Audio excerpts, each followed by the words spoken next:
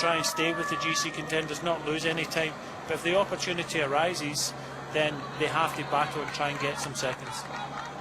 We're in the popular tourist destination of Sulden at the foot of the finishing climb.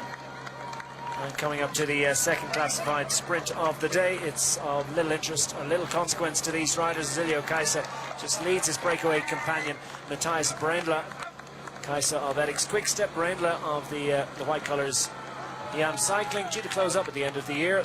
That's what they're saying anyway. I wonder will IAM Cycling be tempted back into the sport, or at least to stay in, because that's been a great addition to the World Tour over the last few years. Well organised squad. Brendler and a few other riders in that team putting themselves in the shop window. Very much in the middle of contract negotiation time. That's going to be a white hot heat pace and temperature when we reach the Tour de France in a couple of weeks' time. The rest day's flurry of activity. But these days I think the contract negotiations pretty much last all year, don't they, Brian? Yeah, I just noticed, and just before when you're talking there, Declan, that a lot of the team buses at the bottom of the climb, no team bus will come up this climb. They can't get up this climb, but to bring the bus up and to put the riders in the bus and take them down, it just takes too much time. The guys will be down at the bottom of this climb in 15 minutes, so you know all the buses are parked up in Solden, ready for the riders to come down, jump in. Some of them will have a shower. They wait for the other riders, maybe the riders in the Gruppetto to come through. You see them, Ethics on the left, Lotto NL Jumbo, so they'll a car will go up, they'll take the necessities, some warm weather gear for them, they'll put it on at the finish, they'll descend, they'll get on the bus. Some of them will have a shower, you know, obviously start eating something, they'll wait the final rider and then off they go. But there'll also be, you know, podium cars at the top, because you've got to remember, you know, by the time the podium's over and, you know, everybody's sitting waiting in the bus, a lot of the podium riders will have their own car, and when everybody's in the bus they'll go, and the car waiting for the podium will take the rider from the podium directly to the hotel. So, you know, the teams have got it all worked out. It's not worth everybody getting up, because you've got to remember, you know, this press up here, you know, this fans up here. It takes time to get down this climb. It's a lot quicker just to ride down, put some clothes on, ride down into the bus, get something to eat, get a quick shower, and off to the hotel. Yeah, the cars are full of winter clothing, etc., so the riders do really get muffled up. It's a real bonus, I think, for cycling fans as well, if they're up on mountain climbs during big stage races, Tour de France or whatever you might take your fancy. And I tell you what, races like Tour de Suisse, Dauphiné Libre, Paris-Nice are fantastic opportunities to see world-class riders at close quarters without the hubbub and the general melee that tends to surround events like the Tour de France. Of course, that's part of the appeal of the Tour de France, isn't it? This sense of being part of a massive occasion. But if you fancy really getting close to the riders, you get to see them twice on hills like this. First as they come up, and then a little bit later on as they tour their way down, while some of their lesser advantaged brethren, when it comes to climbing ability, are still winching their way up their climb. And those riders coasting down the hill towards the team buses, as Brian has already mentioned. The road book says 11.5 kilometres from bottom to top of hill. They're well into the climb now, I can tell you. They're going to go around a hairpin very shortly, and it's like hitting a wall. They're already, both these riders, well into the small ring and trying to well up the block too. Looks like Kaisa might have a slightly bigger and therefore a smaller ratio lowest gear on offer for him. That might be to his advantage, although maybe it's just the fact that his one is silver and Brainless is slightly darker colour. Through this right-hander here, it's like you just run into the mountain, isn't it? Yeah, it's not an easy start. It kind of drags up the main road, turn right here, and you know, this is where it really starts to hurt, and it doesn't really let off for the first part of this climb.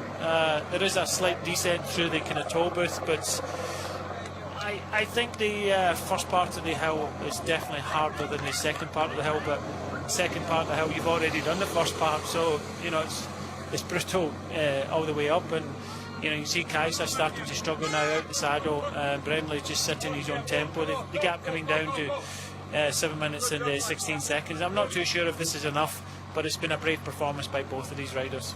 Certainly has, and it's going to be a long time before they are called to account by the leading riders from the bunch. will they have enough in hand to hang on? Looks as if Kais is already struggling a little bit. He's right up in the top sprocket. It's the early part of this climb that is probably as steep as it gets. Little sections at 17.5%, as I said. We've got entire kilometres at over 12%, and Brindley's the bigger man, but he seems to have greater facility for this climb, and he's going to be fired up. He's in Austria, on Austrian roads, and the local man is going for victory. Swiss rider. Swiss rider, of course, yeah. On Austrian roads. Going for, on Austrian roads, going for victory up to the Rettenbach Glacier. That has, as I said, featured in the James Bond movie Spectre.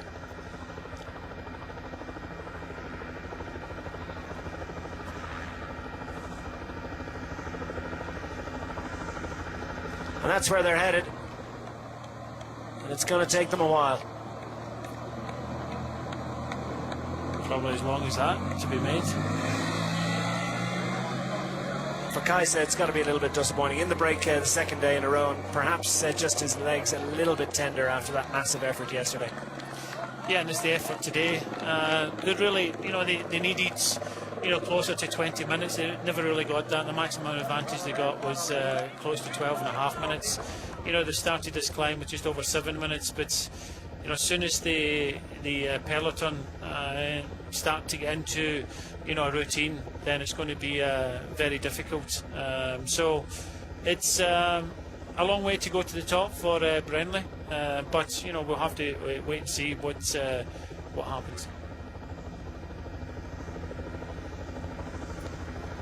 Well, the bunch are arriving in Solden just under 7 minutes in arrears at this point. And look at the way it's starting to hurt for the riders behind. Team Rot riders have been on the attack all week. Nico Brunger, who was in that breakaway group yesterday, one of the 15. Max Marchese's not taking any chances, is he? The man leading the points classification adds another point to his total, and now an 18-point advantage heading into the final two stages. Should Peter Sagan be minded to try and close that advantage, well, he's going to have to work on it. Looks very unlikely, but Marchese doing the professional thing, making sure he's not going to tempt Sagan into getting involved further in the points competition. Now the teams are starting to jockey and skirmish and make their way to the front of the bunch, trying to present their general classification and indeed stage honours contenders into perfect position as this bunch as this hill approaches very close now, as Brindley, who is an Austrian with a Swiss team, took second on the second sprint of the day into Solden, finds himself with a decent distance over his rival on this climb.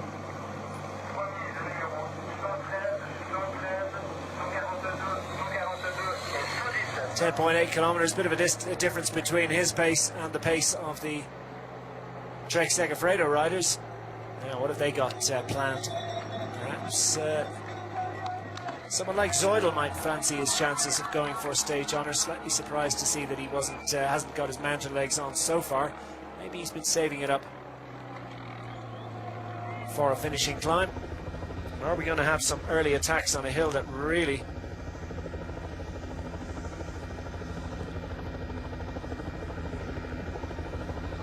doesn't reward too much attacking riding? It's a sort of hill that you've just got to slug your way through. Yeah, riders have been distanced now. This is the Gruppetto starting. This is yesterday's winner, Peter Winning. A big effort yesterday, meaning he has to pay for it today. It's no really surprise. We see this happening also just on the left-hand side. The world champion Peter Sagan just putting the anchor out now. Just when you see this happening, you think, wow, okay, this is a Gruppetto, and we can just start to take it a little bit easier. You've got kind of one of the patrons of the peloton. He's thrown it out right at the bottom, and these riders have just ride up at their own tempo.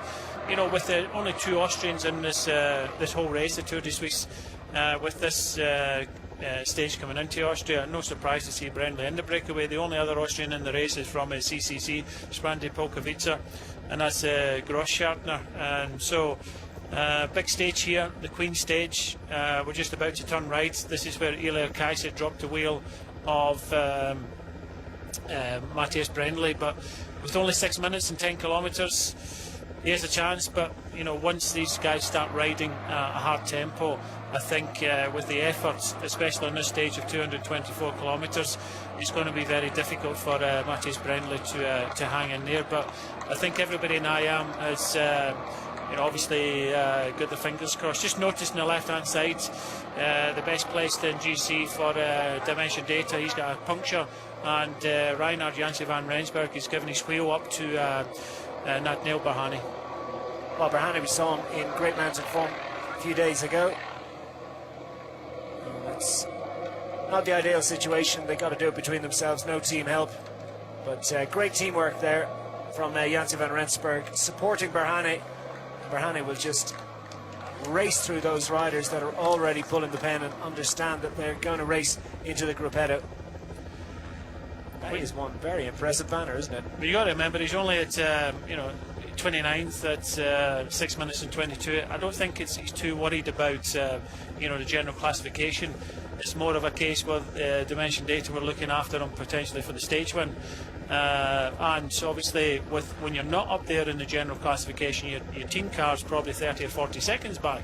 So he's decided to take the wheel of Reinhard Janse van Rensburg to save some time, because he knows already riders have been dropped, and if Nathaniel Berhane can kind of hang in there with the GC contenders, you never know. They could possibly take a stage win, or get up there in the top 5 or 6 of today's stage. But a puncture at the wrong time, but teammate giving him a wheel, and let's hope he doesn't panic and tries to make his way up to the front group. Plenty of riders with very little interest in what goes on in the front group beyond the information they get from their radio. Certainly not too keen to be involved in it. Lawrence Ten Dam, Simon Geschke well to the fore for Giant Alpecin. They've got Warren Bargui to the fore and trying to put one over the man in yellow, Wilco Kelderman. Well, just look what's happened straight away here. Kelderman has got absolutely no teammates about, and you always want to have a teammate around, because we've just seen what's happened to Nathaniel Berhane. The cars are going to be probably a minute down now, maybe more. That's for Kelderman has the first car, because so many riders are starting to go up. Thumbs up for Tolhoy. What a great performance, that young, good career ahead of him, and already King of the Mountains here in the Tour de Suisse. But the team car cannot come by. There's not enough gaps here, so the team car is behind the last riders. So he's probably about a minute away from. You just see the Lotto NL Jumbo car just in the left-hand side there at the top of your screen. Probably a minute behind Kelderman, and if he's a puncture, well, he could be in trouble, and that's why it's important to try and keep teammates as close to your race leader as possible. Got to be a concern for Wilco Kelderman. Pretty good surface on this road. One hopes that he doesn't encounter any mechanical difficulty as Lawrence Ten Dam settles into the job for which he has made a name for himself over the last few years. Towards the back end of his career, but still a wonderfully strong climber. Anapuma's there. Just noticed there, Warren Bargray just talked on his radio to Lawrence Ten Dam, just saying knock off the pace a little bit.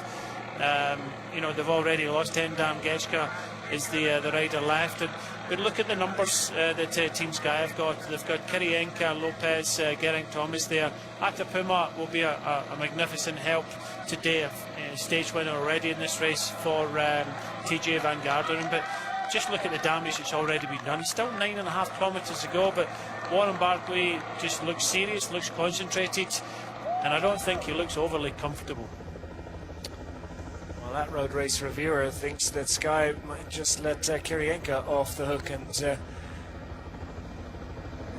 5 minutes and 13 seconds now, the advantage for Matthias Brendley, the leading rider from the two riders up front, as we pick up his effort. And it is a big man who's been out front all afternoon and is really struggling with the gradient now. His advantage is being whittled down very quickly indeed. With the vast majority of this hill left, surely it's going to be very, very difficult for him to stay in control as Astana look to put the hurt on. Scarponi trying to help out Miguel Angel Lopez and put Wilco Kelderman under some serious pressure. Yeah, we already mentioned that Lopez, Bargui, Spilak, they have to try and do something, and just a coming together of a Dombrovski and Spilak there, but everybody's kind of hanging on at the moment, and Scarponi, a very experienced rider, has obviously said, look, you know, we have to do it, we have to go now, and you know, we can't just kind of sit back. So Scarponi comes to the front, and already Bargui has lost Getchka, so you know, two of the main contenders without any really help round about them. We're still 9.5 kilometres to go. So Miguel Angel Lopez, who finished 5th on this stage 12 months ago, has Michele Scarponi, a man coming off some pretty impressive form, veteran rider, who doing well in the Giro d'Italia a few weeks ago for Team Astana. And there is the winding, circuitous route. Won't be too many trees around by the time they make their way up to the top of the hill. The snow is starting to blow up here after telling you that it was benign conditions for the riders at the top of the climb, while the wind is whipping across. The snow is not sticking on the road by any means, but it's going to be into the riders' faces in the last few hundred metres at a fair level of intensity. 4.5 minutes now. He's lost 30 seconds in the last couple of minutes, so surely Matthias Brenda is not going to be able to survive in front at this rate of progress. Really feeling the pinch on this climb. The early stages of this hill are probably as bad as he's likely to face.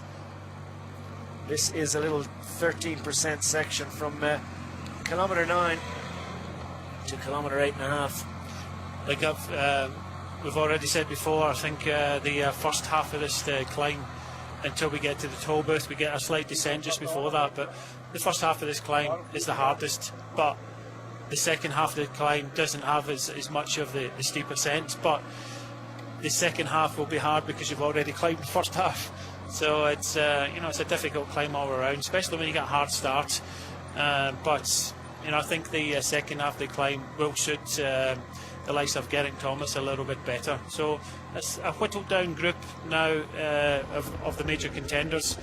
Brendley still hanging out there. You know, the whole of Austria are cheering him on, and so are I think many of the Swiss, because he rides for a Swiss team. But it's going to be very difficult with this gap whittling down now. Sander Armé and Peter Stettner going south. Stettner from Trek Segafredo has at least one rider still in there. But will they be to the fore at the back end of this stage? They're going out in 1s and 2s, and that's likely to be the case for the next few kilometres and beyond. Brendle really suffering now. No word on how Ilio Kaiser is getting on. We haven't seen him brought back by the rest of the group.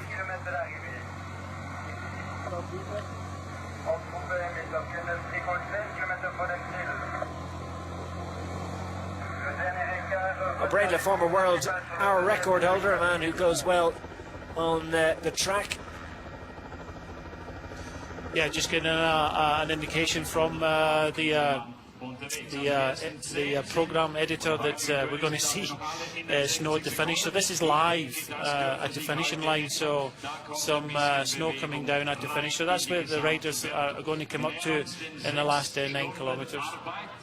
Oh, beautiful slow-mo images, and wonderfully crystal clear, high definition, describing the pain and suffering that the riders will endure. Well, in fairness, they're going to be pretty warm as they're riding up the hill, so I don't think it's going to be a major issue for them. But look at that, Gorka Izagirre is starting to feel the pinch. Yeah, we're just looking at the attack at the front. It looks as if Spilak, doing what he did yesterday, has decided for Katusha to hit them early. So 8.6 kilometres to go, and Katusha starting to go on the attack. We did mention Spilak was one of the riders that had to do something. Lopez, another one. Bargui is sitting back at the moment. He didn't look too comfortable at the bottom, but Sky now taking control of the front of the main GC contenders group.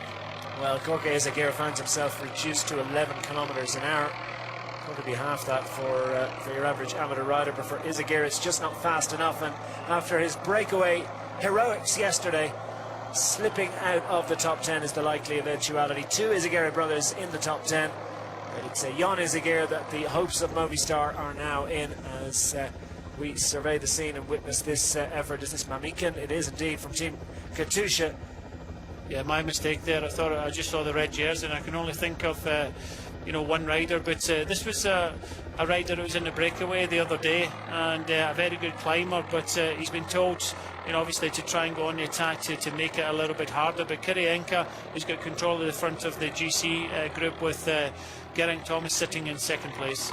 So Mamikin is sitting 46th overall at 24 minutes and 22 seconds. Clearly full of fight, but not tempting any of the GC guys into chasing him up the hill. Kirienka just setting that metronomic tempo, which would make plenty of grown men cry. That's the other riders from the GC contenders just about hanging on there. There's Talansky. Andrew Talansky still safely in there for the time being. Rui Costa a little bit further ahead, who was found wanting yesterday. We've got a small blizzard coming through the finishing area at the moment, probably worse than we've just seen. But I think Mamikin for Katusha feeling good, but he's been told that he has to stay by Spilak, because Chernetsky was just being dropped by this GC contenders group. You just see him now, Chernetsky at the back. So like I've said before, it's important to have one rider as close to your GC contender as possible at this stage, especially with just over 8 kilometres to go. I'll tell you what, Matthias Brendle has some very choice weather indeed awaiting him at the top of the hill. It's horizontal and blowing a gale, and in that gale is a massive flurry of snow. At the moment there's no sign of it sticking on the road and causing any sort of difficulty for the riders, beyond the unpleasantness of facing that precipitation, that freezing snow at the top of the hill at the moment. More than 8 kilometres away is a long time for Brendle before he gets up. It might well have stopped by then. He'll certainly hope for that. Meanwhile, that is not a very big leading group. As Kirienka makes it look as if he's not trying at all. I can assure you what he's doing is causing immense pain amongst his cohorts, as Geraint Thomas has a little look over his shoulder to see how many have come with him. Gigi van Garderen safely in there at the moment. Spilak has Mamikin for company in the red of Katusha. Miguel Angel Lopez looks like he's flying solo. And Frank Schleck now is in a little bit of difficulty. Former winner of this race, and the sole remaining Trek Segafredo rider in this group, from what I can tell, now finds himself in a little bit of difficulty. Jan Maas, hero of the breakaway a few days ago, now being distanced as well, and finds that he has to go around Schleck. Schleck has cried enough at this stage, I think. Yeah, it's been a difficult race for a former winner. Maybe not in the form he has been over some years ago, but just being distanced now, just concentrating on the road in front of him. But yeah, it's a very difficult time for Frank Schleck, as Polans is nodding at the back of the GC contenders group. He has to try and stay in there. He's got Rui Costa, the Portuguese champion, in this group, and he has to stay as close as possible, but I don't think he'll be there for too long. Spectators at the top of the hill all running for cover at the moment, those that hadn't already taken shelter. Now we're just starting to see 1 or 2 drops of rain on the lens, as the conditions that they're likely to face, they're getting a little precursor to that. Kelderman's still safely in there. He's not thinking about that right now. Annapurna from Team BMC, stage winner a couple of days ago. He's fighting the bike out of the saddle. Kelderman feeling it too. I tell you what, none of these riders look too comfortable. So it's going to be a battle all the way to the top here, because the view of Kelderman there is kind of puffing and blowing. So with 7.6 kilometres to go, okay, they get a wee bit of respite. And just as we say that, Kelderman is actually blown. Well, that's absolutely fascinating. Wilco Kelderman, the yellow jersey, is he in difficulty? Where is Kirienka and Geraint Thomas? Are they going to have to close a gap there, the two Cannondale riders, Dombrowski, I do believe, and Talansky, as we look up the hill a little bit further? The glistening surface indicating that Matthias Brendle is hitting the rainy conditions, which are going to become snow when he gets further up and the temperature drops a little more. Now less than 3 minutes advantage for the Austrian former world hour record holder, a time trial specialist, now trying to get to the hill, top of the hill, ahead of the mountain goats. Unlikely that he's going to survive with such a long distance, but it has been a brave effort from himself and Iljo Kaisa. And here we have a demonstration of what's awaiting the riders when they get to the top of the hill. Still the snow not quite sticking on the surface of the road. There's a few spectators that haven't run for cover. Time for a bobble hat, I think. Still got the helicopters in the air, and they are presenting these wonderful images of what is a fascinating battle. Kirienka is really causing immense difficulty. Is that Kelderman just about managing to get his way back onto the group? Adapuma also suffering. Mamikin realizes he's got to go around the man who's leading this race overall. This is a challenging time for Wilco Kelderman, your overall race leader. And just in front, looks as if them to keep till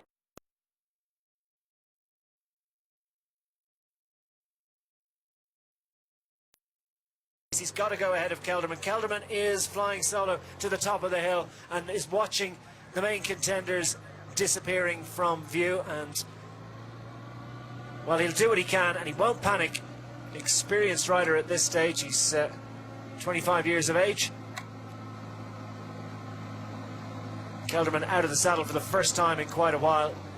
Desperate, frantic to get back into the wheel, to at least know that he's part of this race, but it is a difficult moment, and he is going out of the yellow jersey the way things are standing, because he's still got over 7 kilometers to go. Geraint Thomas sitting pretty, nestling in second position behind Kirienka. How much more of this can Kirienka do, and what's going to happen when Kirienka pulls off and leaves these GC guys to their own devices? You just see Warren Barkley in third place there, just move out to see where the yellow jersey was, and you know, he's just been distances metre at a time at the moment. He's just going to set his own tempo, but again, just over 7 kilometres to go to the finish. They do get a bit of a respite in about a kilometre's time through the toll booth, and then, you know, start climbing the second part of the climb, but it's not looking good for Kelderman at all.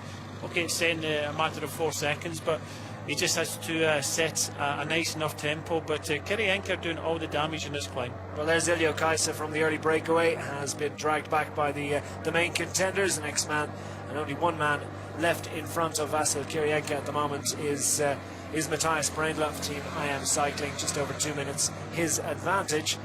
And Wilco Kelderman, well, they're suggesting he's over 20 seconds back now. Would remind you, Kelderman's advantage going into today's stage, 16 seconds over Warren Barguil, who's safely in there at the moment. Andrew Talansky just 19 seconds back. He's also in there. Jon Izagirre safely in the group, we understand. Miguel Angel Lopez sitting 5th at 39 seconds. Pierre Roger Latour started at A6, but he has been forced to abandon with chest infection. Simon Spilak from Team Katusha, the reigning champion, 52 seconds back going into today's stage. And Spilak is safely in the group at the moment. Geraint Thomas looking good to move up from his 8th overall position, 56 seconds back at the moment. Kelderman's not giving up. He passes Ilio Kaisa without so much as a sideward glance. And he won't give in just yet. And as Brian has mentioned, the second half of this climb is far from easy, but the gradient is slightly less unforgiving, if that's the right way to put it. So Kirienka in the front, Thomas in second place, Barguil in third. Then you've got TJ Van Garderen. Spilak is the rider in the red jersey of Katusha, and then just behind them in the orange helmets you've got the Portuguese champion Rui Costa, and then you've got Jon Izagirre, a couple of riders in there from CCC Sprandi Polkovica. I can only think that's Victor de la Part, and also possibly Peterskit's in there. Keep an eye for Jan Hert, because he went well on this stage last year. I'm not sure whether he's in that group or not, but he finished 7th on this stage 12 months ago. A couple of orange jerseys in there from the Pro Continental CCC Sprandi Polkovica squad, who will have targeted this stage as an opportunity for them to show the jersey and justify their invitation. Mamikin being distanced now after his brave effort, his early attack. Softening up attack, and now just one representative of Team Katusha. That's the reigning champion, Simon Spilak, sitting second of those 2 riders in red. TJ Van Garderen being the first of those for BMC. His teammate, stage winner already this week. Darwin Adapuma now struggling a little bit at the back of the group. Just in front of him, in the green, centre of shot, Andrew Talansky in flying form yesterday. In fact, one of the riders from the Polish team is Jan Hurt from CCC Sprandi Polkowice, and I can only think the other rider is Victor de la Part, the Spanish rider. So, as of last year, as you say, it does look as if the young Czech rider looks as if he's riding well today. And sometimes it's a matter of confidence, and if you've done well the year before, it stands you well for the following year. Just looking at Talansky, he's kind of hanging on the back of this group. This is a slight descent through the toll booth. He'll get a bit of a rest here, and he'll need to take it because he's only got just under 90 seconds, and then it's all the way up towards the finish. No charge for bike riders today as Brainla really starts to feel the rain. His advantage now less than 1.5 minutes. Significant difference between the weather conditions that he's currently facing and Kirienka-led group just behind. Geraint Thomas looking good at the moment. Warren Barguil in his wheel. Many people's favourite, certainly Brian Smith's favourite for a good ride today. TJ Van Garderen, has he recovered from yesterday's effort where he lost time and slipped to 13th overall. Amikin has made his way back into the group. That little gradient's just settling a little bit. It's to his advantage. So what can Wilco Kelderman do about getting back? Look at the way Brainla, as the gradient grips again, and he's absolutely stood still on the road. He cannot wait for this to end. 6 kilometres to go. It's going to be a very, very long 6 kilometres for Matthias Brainla. He's on hollow legs at this stage.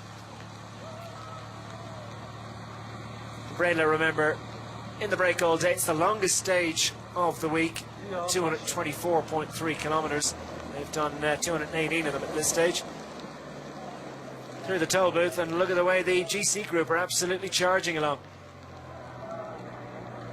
What a rider Kirienka is. Looks like he turned pro in about 1953. I'll tell you what, he's a young man with great ability. So there are only 10 riders in this group, and I'll say 11 if we include Pantano. Not Pantano, the rider from BMC that won the stage the other day. He's kind of just hanging off the back of this group, but the riders that are in this front group are Kirienka and Thomas of Team Sky, Barguil of Giant Alpecin, TJ Van Garderen of BMC, Jon Izagirre of Movistar, Lopez of Astana, Hertz and De La Part of CCC. In the orange, Pantano hanging on there for IAM, and Talansky is there for Cannondale. Rui Costa is there for Lampre, and just making it all Mamikin and as I said, the stage winner from the other day in a magnificent stage, and that's Adapuma. Yeah, Adapuma's really yo-yoing off the back of the group. Look at Brandley. He's steering around the road looking for any advantage that the gradient can give him. Oh, it's a man suffering, and he, I think, will be almost relieved when he sees the group come past him. One wonders how much he'll persevere for a strong stage finish. He's going to see quite a few riders come past him, and I think at that stage he's just going to try and get to the top of the hill as best he can. And he's just, he's just anointed himself. No doubt he will get the Most Combative Rider award. He is an Austrian roads and enjoying the effort. You mentioned Hertz, who went well on this stage last year from CCC, and of course De La Part, the reigning champion of the Tour of Austria, so he enjoys Austrian roads as well. So the representatives of the CCC, the Polish team, Austria is a happy hunting ground for them. Brainla's done. Now the front of the race is being led by Vasil Kirienka of Team Sky. His teammate Geraint Thomas, somewhat chastened by yesterday's difficulties and looking to move up the overall order, presented with an excellent opportunity now. And Wilco Kelderman, the yellow jersey, no sign of him in recent times. Oh, nice little wheelie. Where'd you get that energy from? And a nice little sign-off from the IAM Cycling rider who has honoured the jersey of his Swiss-sponsored squad and given it a real rattle on Austrian roads. Adapuma's pretty much done and dusted. His tempo is a solid one indeed, but it's not good enough to hang on with the group ahead. Still 5 kilometres to go. How much of the weather conditions going to play a part in this? I don't think, it's... I was going to say it was easing up ever so slightly. It wasn't as bad. It wasn't blowing as bad as it was just a few minutes ago. So I think these riders won't be affected too much by the weather conditions. But Kirienka is still setting a tempo at the front. Thomas in second. And then we got Bargui in the black with the red helmets for a Giant Alpecin, TJ Van Garderen for BMC, Spilak in all the red for Katusha. And then we got Ray Costa, 3 times winner of this race in the pink helmet.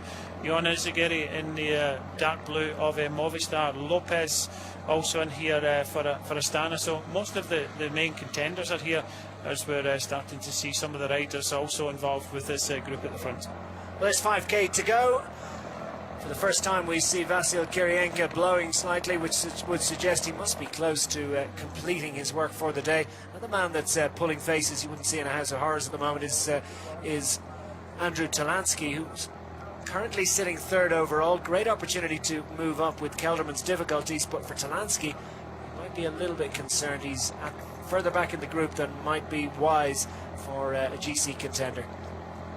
Still, some riders tend to pull faces, other riders have an impassive view, and the rider pulling faces can often be the one that's feeling stronger. Yeah, exactly. Looks like Mamikin, it's all over for him. He's went on the attack and used a little bit of energy, yo-yoing off the back of the main contenders group. I think Talansky is the rider that's the most in danger in this front group. So small peloton now. The wind is travelling down this gully, down this valley here, and they're going to be in the rider's face, and Kirienka doing a very good job here. At the back of the group, Jarlinson Pantano sitting 10th overall, just over 1 minute in arrears, and it's been stealthy and impressive week so far from the Colombian rider with the AM Cycling team, and he's still very much in good position. The 2 CCC riders sitting just in front of him. Jan Hirt is 183. If you're taking note of numbers, Victor Delepart 184. Miguel Angel Lopez in the blue of Astana. In front of him, Johan Izagirre. And Rui Costu said don't take too much notice of the form that I'm showing this week. 3 times the winner of this race in recent years. And here comes the first attacks from TJ Van Garderen. He's recovered. Yeah, no surprise. Sometimes when you lose a bit of time yesterday, I still think that Geraint Thomas will think about possibly joining TJ Van Garderen, and 2 riders with something to prove after yesterday. But Geraint Thomas has decided just to sit for a little bit longer. But TJ Van Garderen, we already speculated before that he was down yesterday, lost a bit of time. He'll be given a bit of leeway and a potential stage winner. Yeah, 13th overall now, 2 minutes and 9 seconds in arrears, and that might be just enough for him not really to be a major concern for Geraint Thomas, Bargui et al. So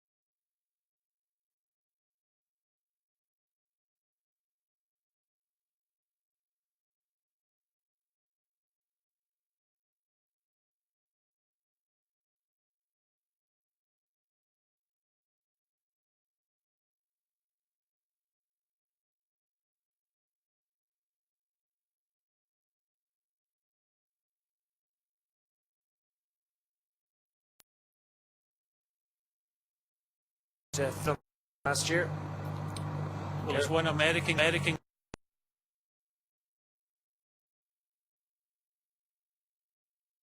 that's Talansky. 17 seconds.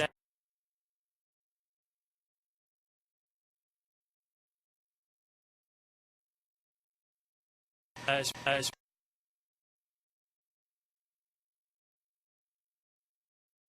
real Joursan, isn't it? Without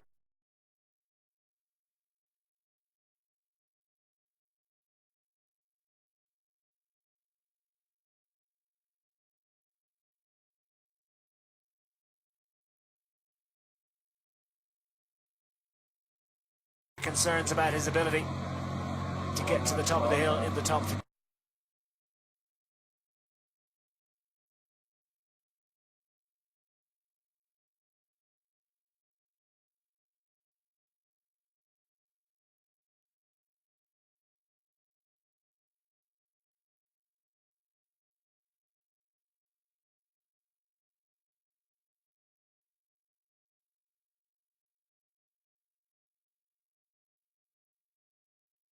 Over a minute between the group of favourites and the yellow jersey, so it's a massive loss by Wilco Kelderman. On this, the third stage in a row in the mountains, and the big one, the long Suisse 20.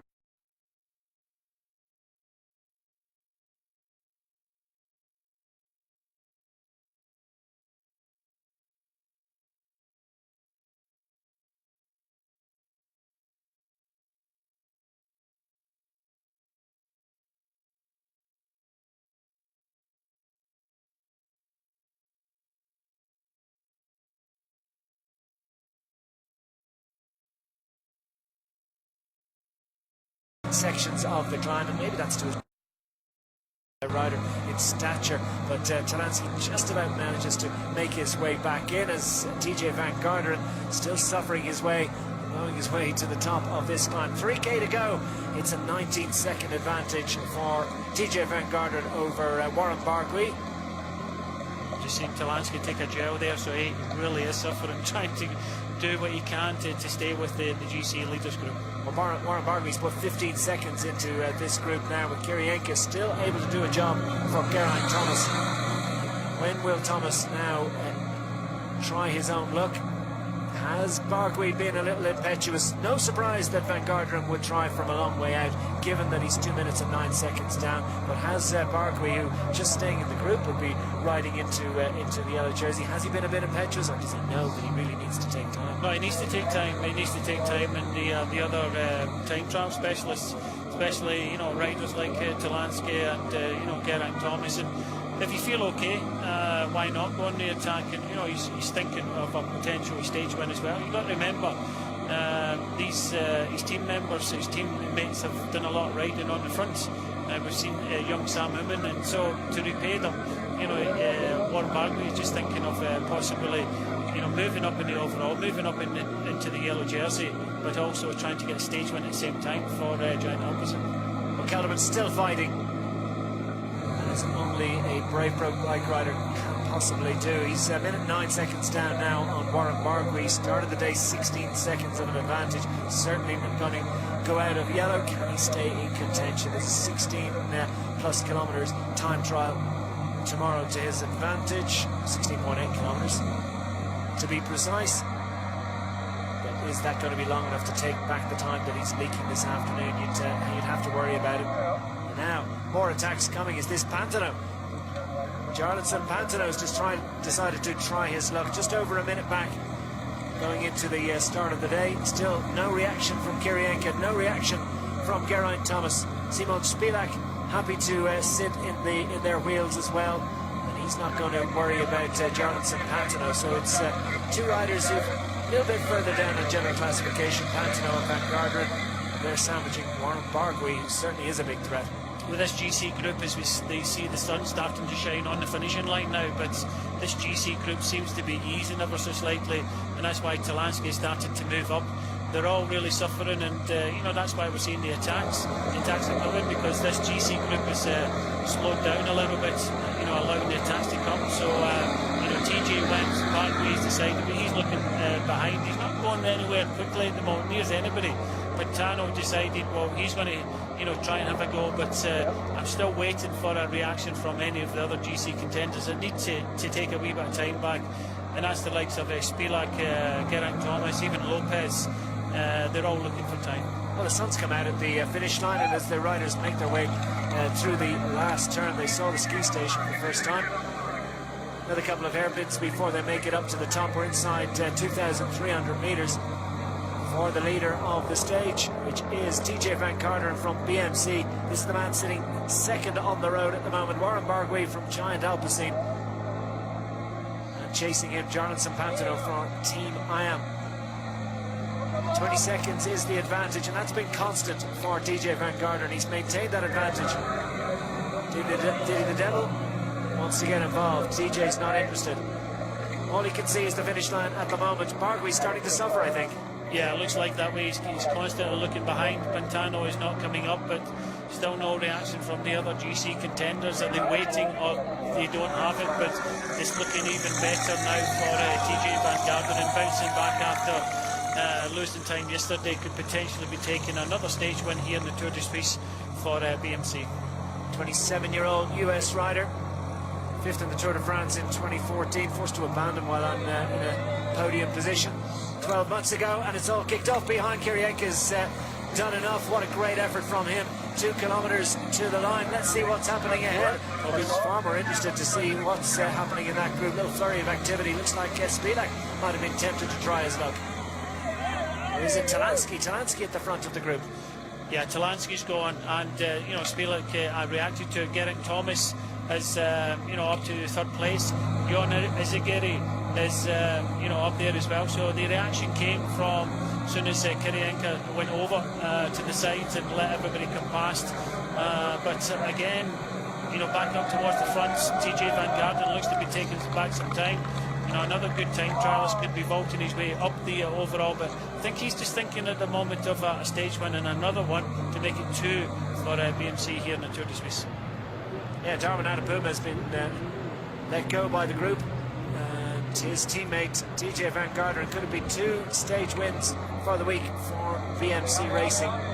As Pantano finally arrives on the wheel of Warren Barguil, the gradient starting to ease a little bit in the closing stages of this climb. They're inside the final 2 kilometers. I say ease, it's around about 8 and 9%, but that's significantly easier than the 12 and 13% that they had in the previous couple of kilometers. It's going to be tough all the way to the line. Now, almost half a minute advantage for TJ Van Garderen. He's absolutely flying. A little bit of added impetus there from Jarlinson Pantano. Good news, I think, probably for Warren Barguil. Setting a tempo he's able to live with at the moment, and it's going to be helping him distance further his rivals further down, as we see Lopez finally launching a bit. Yeah, I think as we get closer to the line now, a lot of the GC contenders now starting to chance their arm. I don't think anybody's going to take back TJ Van Garderen. Looks like he has this stage wrapped up now, but Warren Barguil looks as if he is going to be riding himself into the race lead, the yellow jersey, and possibly taking some time back on the other GC contenders. Good effort from Pantano. They came here with Matthias Frank, the leader of IAM, and Pantano has stepped up while his leader has decided to leave the race because of a sickness. But we'll just have to wait to see what happens behind of the other GC contenders, because as soon as they start seeing riders coming back, but it does look as if Geraint Thomas is starting to struggle a little bit now. Miguel Angel Lopez, 5th in this stage last year, really likes this climb and has gone for it again.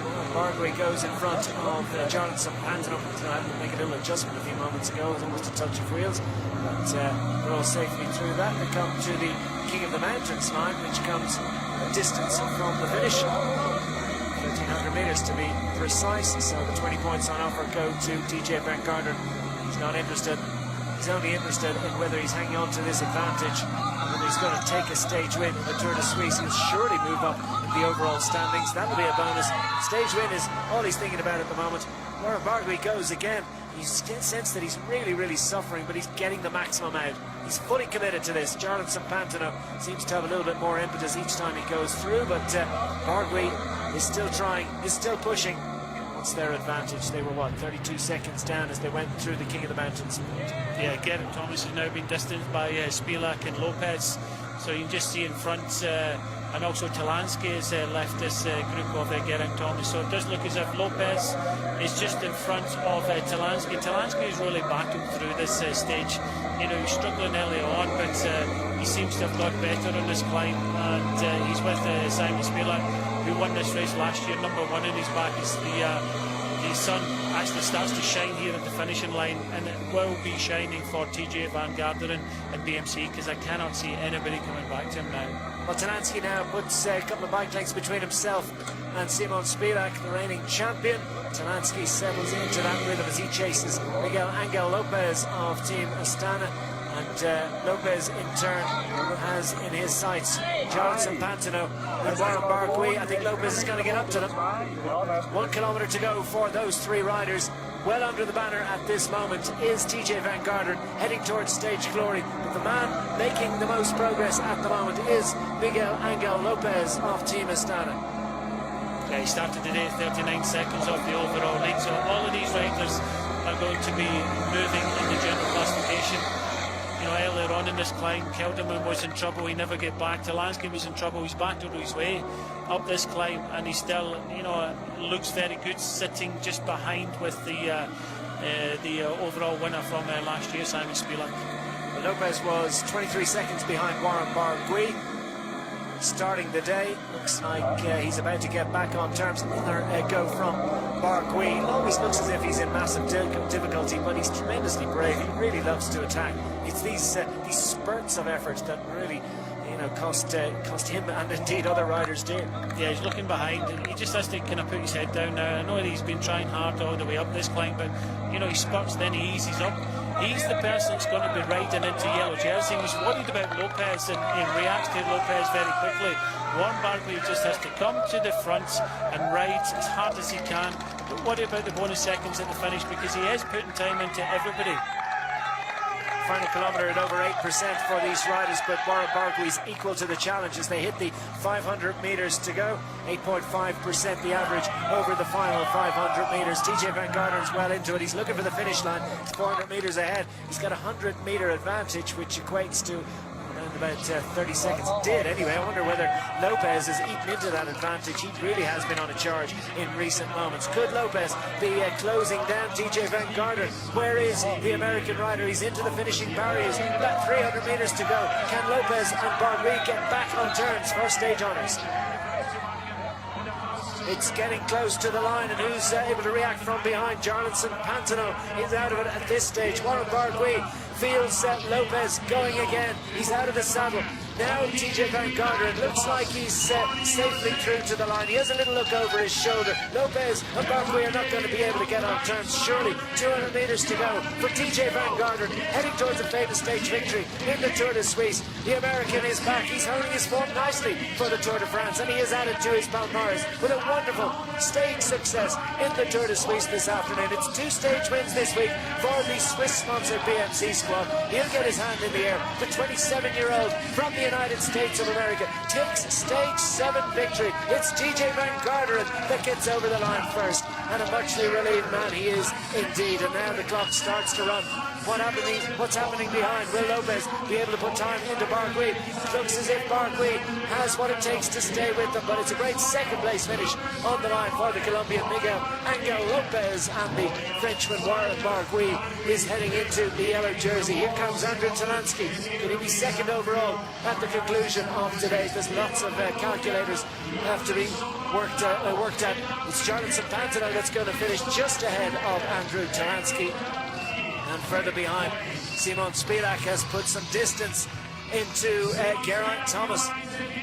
Rui Costa, it looks as if now, and Jan Izaguirre have also distanced the Team Sky man. So difficult last couple of kilometres for Geraint Thomas. We haven't seen him through as the 2 CCC Sprani Polkavitsa riders, Jan Hirt and Delaparte, make their way over the line, and here at last comes Geraint Thomas. Well, Vasil Kirienka did a great job for the Welshman, but Geraint Thomas might be a little bit disappointed with that. Probably be thinking more about the Tour de France in a couple of weeks' time. But already into recovery mode is TJ Van Garderen. Wonderful stage success for the US rider. Yeah, fantastic Queen stage here in the Tour de Suisse. You know, everybody's shaking their head, but it's not shaking their head of disappointment. I think it's shaking their head of, you know, that was really, really difficult. Frank Slip coming up with stage winner Adam Puma from a couple of days ago, but the yellow jersey Kelderman battled, but it's not meant to be today. And how far is he going to slip down in the general classification? Well, he battled on this climb, didn't suit him, but he fought his way to the line and never at any moment cracked. And it's a great performance by Kelderman. Didn't give up once, all the way to the line. He's going to be over 2 minutes behind TJ Van Garderen. He just about stay out of Van Garderen in general classification, but he's going to have plenty of other riders. Of course, Van Garderen's got 10-second time bonus, but there's plenty of other riders in the top 13 that are going to move ahead of Wilco Kelderman. A disappointing afternoon, but a brave defence for the Lotto and Obiumbo ride.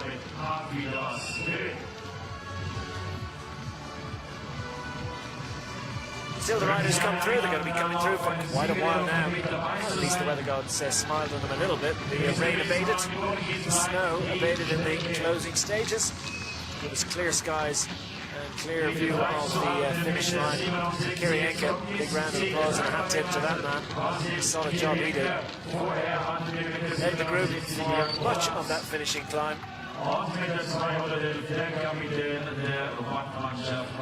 It's all set up nicely for the penultimate stage time trial tomorrow, and that landscape 117-kilometre stage with the two big climbs on the final day of racing. Still plenty of racing to be done. There is confirmation of the stage 7 finishing order with TJ Van Garderen taking that 16-second victory over Miguel Angel Lopez and Warren Bargree. Jonathan Antonov getting up for a fine 4th place finish. Andrew Talansky in fighting form 2 days in a row in 5th ahead of Spilak. Rick Costa, Jan Izagir, Delapart, and Hurt. Provisional overall general classification. Warren Bargree has raced into the yellow jersey in Austria ahead of Miguel Angel Lopez by 21 seconds. Andrew Talansky is nicely placed in 3rd. Izagir in 4th, and Jonathan Antonov has vaulted up to 5th.